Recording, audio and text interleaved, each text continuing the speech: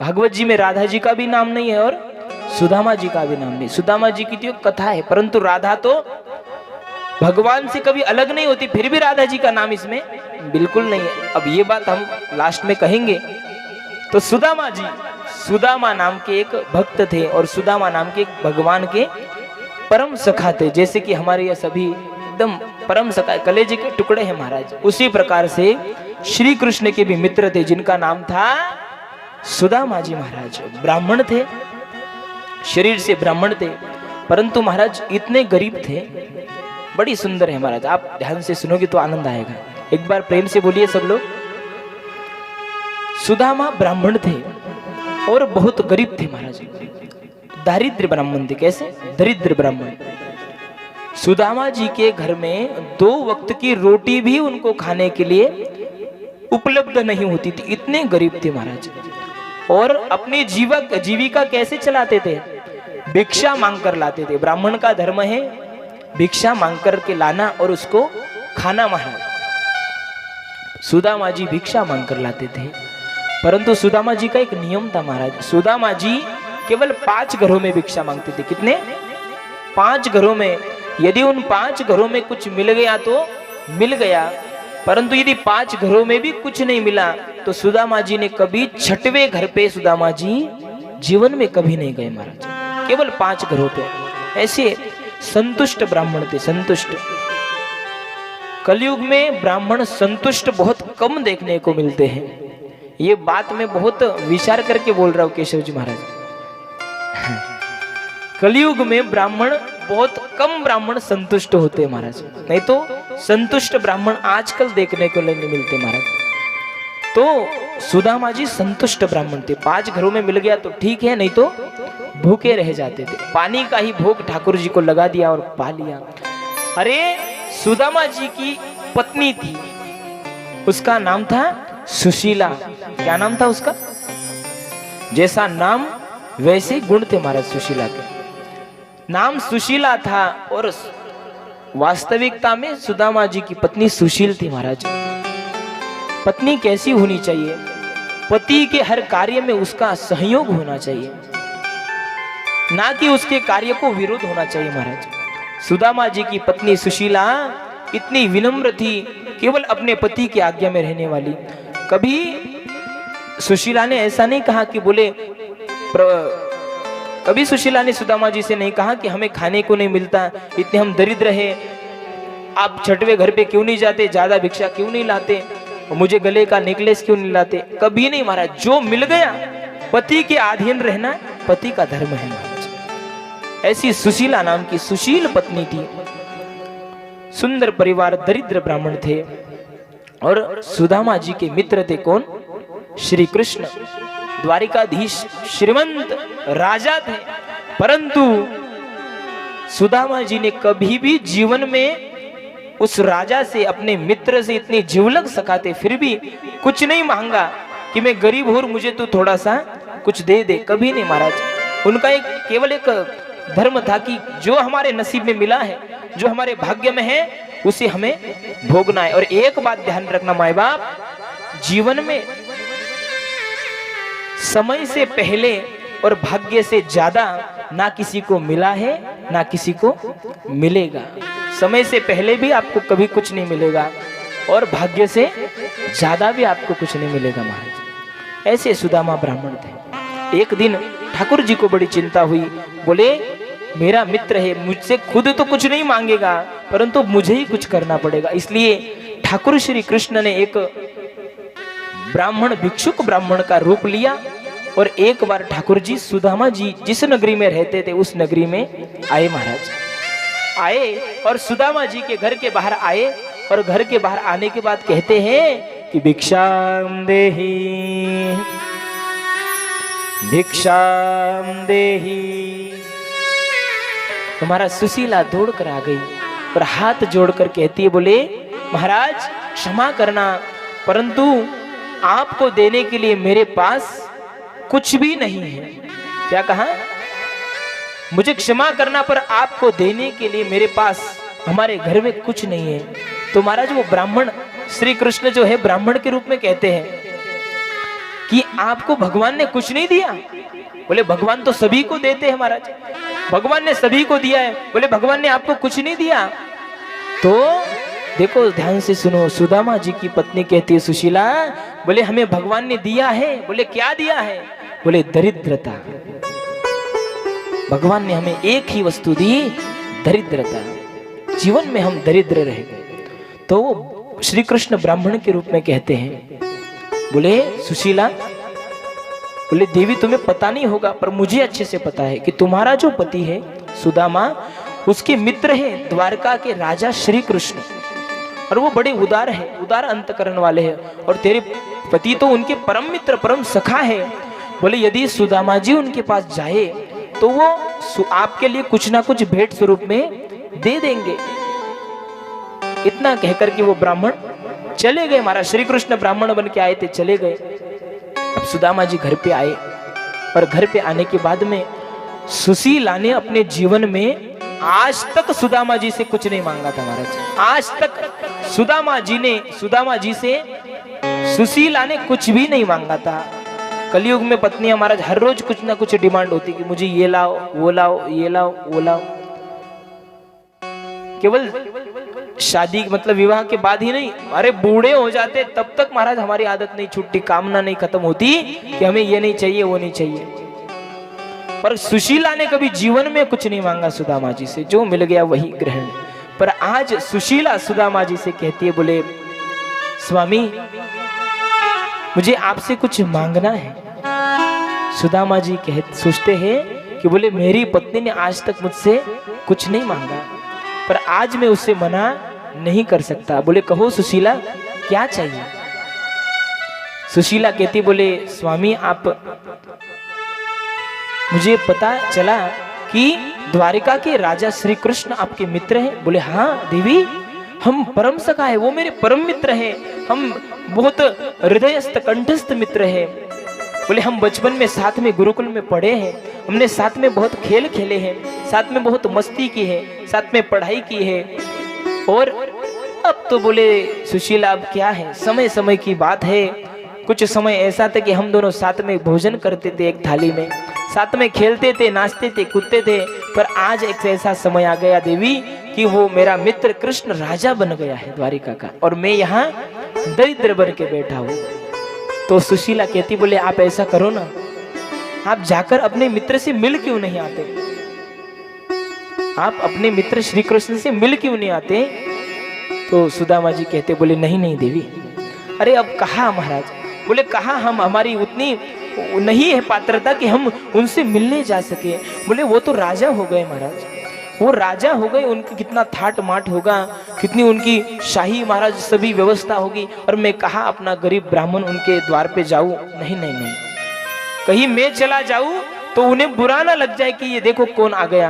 और यदि किसी ने देख लिया कि श्री कृष्ण का मित्र इतना दरिद्र है तो लोग ठाकुर जी को ही नाम रखेंगे, देखो मित्र, एक मित्र इतना करोड़पति और एक मित्र रोड़पति। बोले इसलिए देवी मैं नहीं जाऊंगा। महाराज सुशीला विनती करने लगी, बोले मैं ऐसा नहीं कहती कि आप श्री कृष्ण से कुछ मांग कर लाओ, मैं तो केवल आपसे इतना कह रही हूँ कि बहुत दिन हो गए हैं आप मिले नहीं, आप जाकर केवल श्री कृष्ण भगवान से मिल करके आओ। तो महाराज सुदामा जी तैयार हो गए और बोले देवी अब जाना है तो कृष्ण के लिए कुछ तो कुछ ले जाना पड़ेगा ना मुझे भेंट स्वरूप में। तो सुशीला गई बाहर और सुशीला ने थोड़े से चावल मांग कर लाए, पोहे भी उसे कहते चावल पोहा। तो कुछ चावल मांग कर लाए महाराज, 4 मुट्ठी चावल मांग कर लाए। 4 मुट्ठी चावल। सुशीला इतनी चतुर थी, गुरुजी भाव देते हमारे, कि उसने एक घर से 4 मुट्ठी तंदूल नहीं लिए महाराज, उसने 4 घरों से 4 प्रकार के तंदूल लिए। कहीं पे राशन के, कहीं पे बासमती, कहीं पे कई प्रकार के, कहीं पे किसी, ऐसे 4 प्रकार के तंदूल उसने एक साथ, ताकि जब श्री कृष्ण इस तंदूल को देखेंगे तो समझ जाएंगे कि मेरा मित्र इतना गरीब है कि इसको कई जगह से मांग कर लाना पड़ता है तब इसकी पूर्ति होती है। ऐसी सुशीला ने 4 घर से तंदूल मांग करके एक पोटली में बांध ले, और एक वो पोटली ठाकुर जी के पास में ने सुदामा जी के पास में दे दी। और सुदामा जी महाराज निकल पड़े। सुदामा जी निकल पड़े, 4 मुट्ठी चावल मांग कर लाए, 4 मुट्ठी चावल सुशीला इतनी चतुर थी, गुरुजी भाव देते हमारे, कि उसने एक घर से 4 मुट्ठी तंदूल नहीं लिए। कहीं पे राशन के, कहीं पे राशन के, कहीं पे किसी, ऐसे 4 प्रकार के तंदूल उसने एक साथ, ताकि जब श्री कृष्ण इस तंदूल को देखेंगे तो समझ जाएंगे कि मेरा मित्र इतना गरीब है कि इसको कई जगह से मांग कर लाना पड़ता है तब इसकी पूर्ति होती है। ऐसी सुशीला ने 4 घर से तंदूल मांग करके एक पोटली में बांध ले, और एक वो पोटली ठाकुर जी के पास में ने सुदामा जी महाराज निकल पड़े। द्वारिका नगरी के लिए महाराज पैदल निकल। सुदामा जी का शरीर बड़ा क्षीण है, सुदामा जी का शरीर बड़ा पतला है, गरीब है, ना कपड़े हैं, केवल एक धोती पहन करके सुदामा जी हाथ में डंडा लेकर निकल रहे हैं। सुदामा जी सोचते कि द्वारिका कितनी दूर है, मुझे कितना समय लग जाएगा। दूर नगरी, बड़ी दूर नगरी।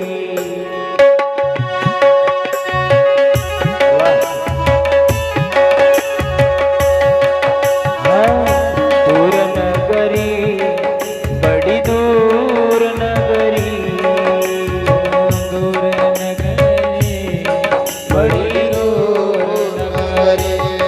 कैसे आऊं रे कन्हई, कैसे आऊं रे कन्हई, द्वारिका नगरी, बड़ी दूर नगरी। हो दूर नगरी, बड़ी दूर नगरी। कैसे आऊं रे कन्हई, कैसे आऊं रे कन्हई, तेरी द्वारका नगरी, बड़ी दूर नगरी। दूर नगरी, बड़ी दूर नगरी। बड़ी दूर नगरी। कैसे आऊं रे कन्हई, कैसे आऊं रे कन्हई, द्वारिका नगरी, बड़ी दूर नगरी। दूर है नगरी। सुदामा जी चलते चलते एक वृक्ष के नीचे रुक गए, थोड़ा सा आराम करने के लिए। नीक वृक्ष के नीचे लेट गए तो उनको नींद आ गई। ठाकुर जी ने अपनी माया से महाराज उनको वहां से उठा के सीधे द्वारका नगरी में एक वृक्ष के नीचे डाल दिया। और थोड़ी देर के बाद सुदामा जी की आंखें खुली। सुदामा जी की आंखें खुली और सुदामा जी देखते हैं, बोले मैं कहाँ आ गया? बोले लगता है किसी नगर में आ गया हूँ। तो कुछ द्वारपाल, कुछ सैनिक जा रहे थे महाराज। तो सुदामा जी ने पूछा कि बोले भैया मैं कहाँ आ गया हूँ? बोलिए कौन सा नगर है? तो सब वो जो द्वारपाल थे, वो जो सैनिक थे, वो कहते हैं बोले ये द्वारिका छे। क्या कहा उन्होंने? द्वारिका छे, द्वारिका। बोले द्वारिका छे? छे कैसे? बोले छे नहीं, छे गुजराती में है, गुजराती में है को क्या कहते हैं? छे कहते हैं महाराज। बोले मोटा भाई ये द्वारिका नगरी छे। गुजराती भाषा भी बड़ी सुंदर है महाराज। बोले अच्छा द्वारिका है। बोले फिर बोले आप कौन हो महाराज? बोले मैं सुदामा मेरा नाम है, मैं ब्राह्मण हूं। बोले यहाँ पर कैसे आए हो? बोले महाराज मैं अपने सखा से मिलने के लिए आया हूँ। किससे? मैं अपने सखा से मिलने के लिए आया हूँ, अपने मित्र से मिलने के लिए आया हूँ। तो सैनिक पूछते, बोले कौन है महाराज आपका मित्र? तो बोले ये जो यहाँ का राजा है ना कृष्ण, सुनो ध्यान से। बोले यहाँ का जो राजा है ना कृष्ण, वो मेरा मित्र है। बोले ओ राम राम राम राम राम, ए भगवान कैसे बोल रहे हो? बोले अरे ऐसे मत बोलो, अरे वो राजा है, उनको ऐसे नहीं बोला जाता, कृष्ण। बोले फिर कैसा बोलते भैया? बोले उनके तो भाई बड़ी पदवियां लगती है। बोले श्री श्री श्री 1008 महामंडलेश्वर, श्री श्री श्री राजाधिराज योगीराज कृष्णचंद्र महाराज ठाकुर, ऐसा उनका नाम है। बोले अच्छा भैया इतना लंबा नाम तो मुझे नहीं आएगा, वो तो मेरा मित्र है। बोले मैं उनसे मिलने के लिए आया हूँ। बोले कहाँ है उनका महल? तो महाराज उन सैनिकों ने, ऐसे सभी महल थे महाराज, ठाकुर जी के 16,108 महल थे, सोने की द्वारिका थी। बोले किसी भी महल में घुस जाओ आपको श्री कृष्ण मिल जाएंगे। तो सुदामा जी निकल पड़े महाराज। सुदामा जी आए और आने के बाद में सुदामा जी को वहां के जो द्वारपाल थे उन द्वारपालों ने रोक लिया। वास्तविकता में यदि देखा जाए, द्वारपालों को उधर आगे खड़ा करो। सुदामा जी का स्वरूप कैसा है? सुदामा जी बड़ा जीर्ण शरीर, केवल एक शरीर पे धोती, मुंडन है, हाथ में लकड़ी है, और महाराज अपने धीरे धीरे धीरे धीरे सुदामा जी आ रहे हैं। और सुदामा जी आए। 16,108 महल थे, और 16,108 महलों में एक महल में सुदामा जी धीरे धीरे अपनी लकड़ी नीचे रखते रखते रखते आ गए। और उसी समय द्वारपालों ने सुदामा जी को अपने दोनों डंडे लगा करके रोक लिया। बोले रुको महाराज, कहां जा रहे हो? वास्तविकता में यदि देखा जाए तो कभी भी श्री कृष्ण के दरबार में किसी ब्राह्मण को मना नहीं किया जाता था, परंतु जब सुदामा जी को द्वारपालों ने देखा तो उनका स्वरूप देखकर उन्होंने उनको ब्राह्मण नहीं समझा, सोचा कि कोई भिखारी है, इसलिए उनको रोक लिया। बोले क्या करना है महाराज, क्या नाम है आपका? बोले भैया मेरा नाम, मैं अपने सखा से मिलने के लिए आया हूं। सुदामा जी उन द्वारपालों से विनती करते हैं, देखो देखो ये गरीबी का हाल, कृष्ण के दर पे विश्वास लेके आया हूँ, मेरे बचपन का यार है मेरा साथ, यही सोच कर विश्वास करके आया हूँ।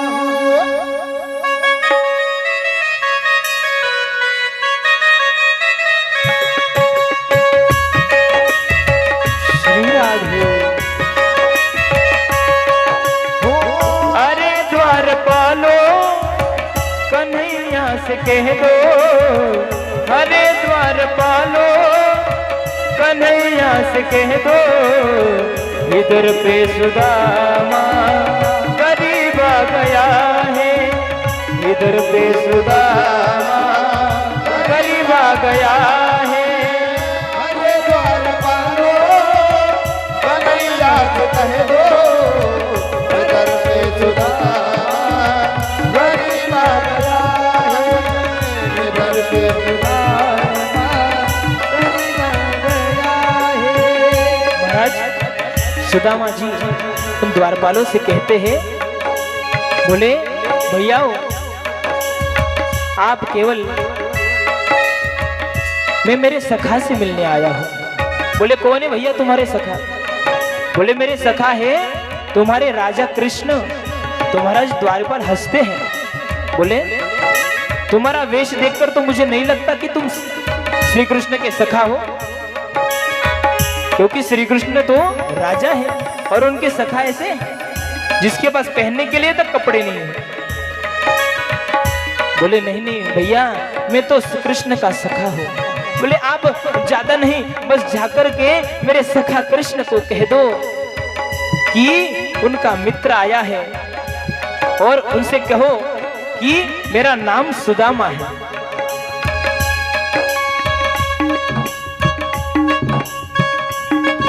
महाराज सुदामा जी का स्वरूप कैसा था? सुदामा जी का स्वरूप कैसा था? नसल पे है पगड़ी, नसल पे है जामा, बता दो कन्हैया को नाम है सुदामा, बता दो कन्हैया को नाम है सुदामा। नसल पे है पगड़ी, नसल पे है जामा, बता दो कन्हैया को नाम है सुदामा।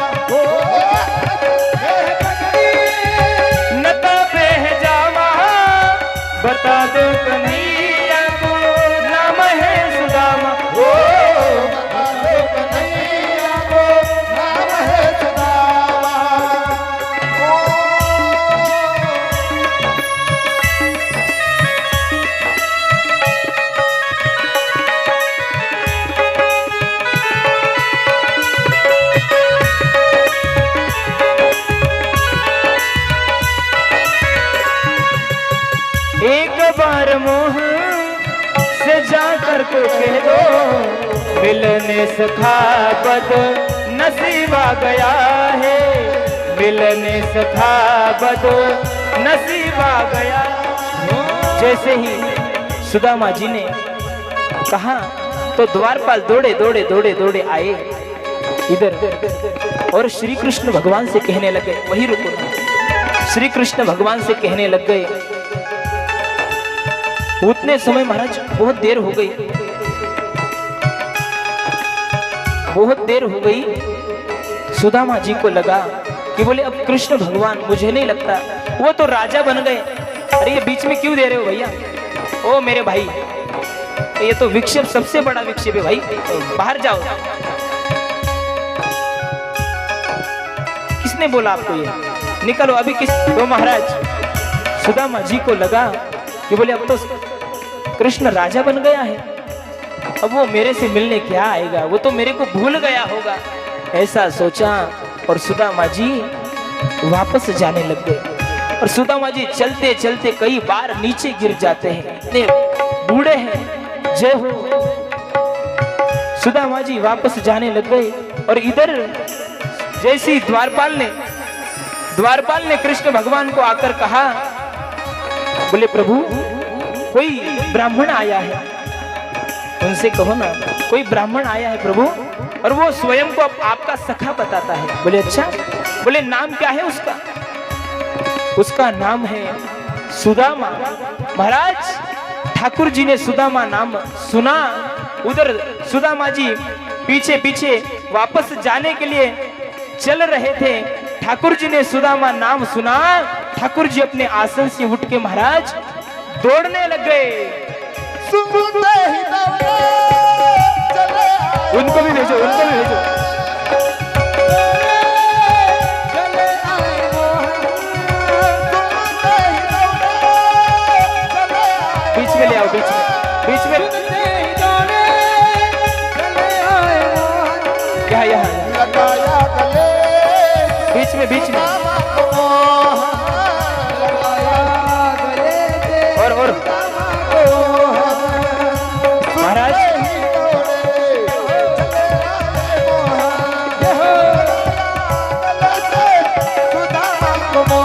तो कृष्ण भगवान दौड़े, सुदामा जी को महाराज सीधे अपने गले से पकड़कर आलिंगन कर लिया। महाराज बोल द्वारिकाधीश भगवान की, सुदामा जी महाराज की। और महाराज ठाकुर जी ने सुदामा जी को अपने हृदय से लगा लिया। बहुत देर हो गई, ठाकुर जी सुदामा जी को छोड़ने को तैयार नहीं और सुदामा जी कृष्ण भगवान को छोड़ने के लिए तैयार नहीं। दोनों ने एक दूसरे को एकदम कस करके पकड़ लिया है। महाराज जब दो मित्र कई सालों के बाद, कई वर्षों के बाद, कई काल के बाद मिलते हैं ना, तो ऐसी ही दशा होती है महाराज। ये मित्र का प्रेम है। मित्र तो वास्तविकता में ऐसा होता है, भले ही दोनों मित्रों में दूरियां हो जाए, भले ही दोनों मित्रों की बात ना हो, भले ही दोनों मित्रों का संपर्क ना हो, परंतु महाराज दिल से दिल की तार मित्रों की ऐसी जुड़ी होनी चाहिए कि कितने भी साल के बाद अपने मित्र को मिलो तो महाराज मित्र का मिलन हमारे कृष्ण और सुदामा के जैसा होना चाहिए। द्वारिकाधीश भगवान की। महाराज कृष्ण भगवान गले से लगाकर पकड़ के बैठे हैं। सुदामा जी को छोड़ने का मन नहीं है। न घबराओ प्यारे जरा तुम सुदामा, न घबराओ प्यारे जरा तुम सुदामा, खुशी का समा तेरे करीब आ गया है, खुशी का समा तेरे करीब आ गया है। और सुदामा जी ठाकुर जी को ही दूर करते हैं अपने हाथों से। सुदामा जी कहते प्रभु, बोले गले से लगाने की तो कोई बात नहीं, पर मेरे शरीर हड्डी हड्डी है और आपका शरीर बड़ा कोमल है, ज्यादा देर तक गले लगाओगे तो मेरी हड्डियां आपको चुभने लग जाएंगी। कितना प्रेम है महाराज मित्र का। ठाकुर जी ने सुदामा जी का हाथ पकड़ा और धीरे धीरे सुदामा जी तो बहुत धीरे चलते हैं, धीरे धीरे ठाकुर जी सुदामा जी को अपने सुंदर सोने के महल में ला रहे हैं। बड़ी सुंदर महाराज, विचार करिए जब वास्तविकता में ये लीला हुई होगी महाराज, कैसा सुंदर वातावरण होगा। हम जब स्वरूप देखते हैं तो देखते ही महाराज मोहित हो जाते हैं। ठाकुर जी सुदामा जी को अपने सुंदर महल में ले आए और आने के बाद ठाकुर जी ने सुदामा जी को जिस पलंग के ऊपर, सुनो ध्यान से, उनको पीछे, जिस सोने के पलंग के ऊपर ठाकुर जी स्वयं बैठते हैं, उधर महाराज सुदामा जी को ठाकुर जी ने बिठाया। थोड़ा सा उधर ले, हाँ, बीच में, बीच में। जय हो, ताली बजाते हैं। सुदामा बिठाए चरण आंसुओं से श्याम ने धुलाए, श्याम ने धुलाए, बराबर में अपने सुदामा बैठाए, चरण आंसुओं से श्याम ने धुलाए, बराबर में अपने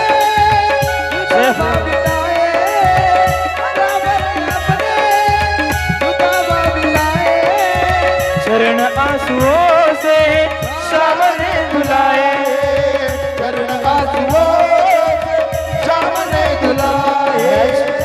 सुदामा जी को ठाकुर जी ने अपने सोने के पलंग के ऊपर बिठाया और ठाकुर जी के, सुदामा जी के चरण धोने लग गए।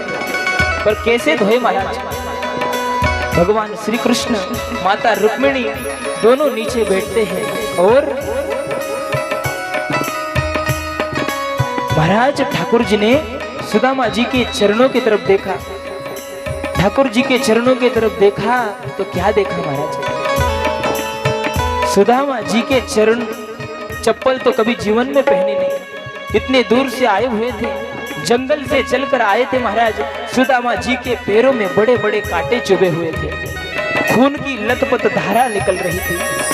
महाराज कृष्ण भगवान ने सुदामा जी के उन चरणों को देखा और देखने के बाद ठाकुर जी की आंखों में आंसू आ गए। बोले मेरा मित्र मुझे मिलने के लिए इतनी दूर से आया है और न उसके पैरों में कोई वाहन है, और मेरे मित्र के पैर तो देखो, सारे कांटे चुभ गए मित्र के पैर में और खून निकल रहा है। महाराज ठाकुर जी ने अपने हाथों से उन पैरों में से चुभे हुए कांटे निकाले और उन चरणों को देखकर ठाकुर जी की आंखों में अश्रुधारा आ गई और वही अश्रुधारा सुदामा जी के चरणों में गिरती है और उन्हीं अश्रुधारा से सुदामा जी के ठाकुर जी ने चरण धोए। महाराज देख सुदा दे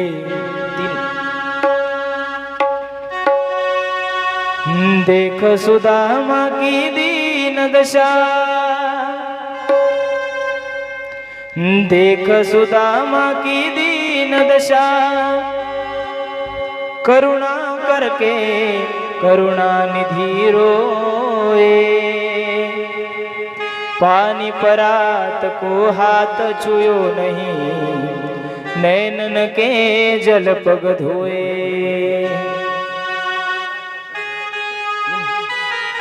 ठाकुर जी ने अपने आंसुओं से पैर धोए महाराज सुदामा जी के, और ठाकुर जी के चरणों का पूजन करके, सुदामा जी के चरणों का पूजन करके ठाकुर जी सुदामा जी के पास में बैठ गए